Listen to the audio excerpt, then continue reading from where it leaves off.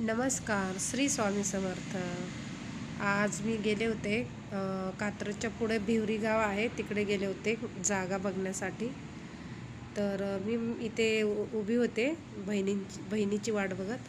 तिथं असं तूर वाळत घातले होते. मला वाटलं हे तूर आहे, वाळलेल्या होत्या. मग नंतर मी फोडून बघितलं तर सोयाबीन होतं, सोयाबीनच्या बिया.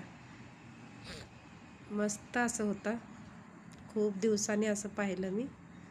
आणि असे वाळत ठेवलेले होते. हे आहे हळदीचं रोप. खूप सुंदर असं हिरवगार शेत होतं तिकडे. पावट्याचा पण शेंगा होत्या,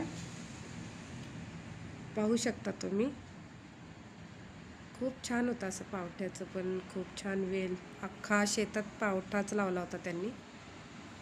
थोडेसे कीड पण लागलं होतं त्याला खालून, पण छान वाटलं असं खूप दिवसांनी शेतात असे पिकं वगैरे बघून.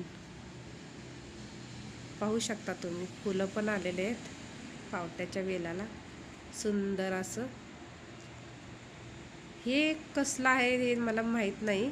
मी फोडून पाहिलं पण एवढं काही मला कळालेलं नाही आहे कुठलं धान्य आहे हे. थोडंसं काळपट असं होतं, पाहू शकता.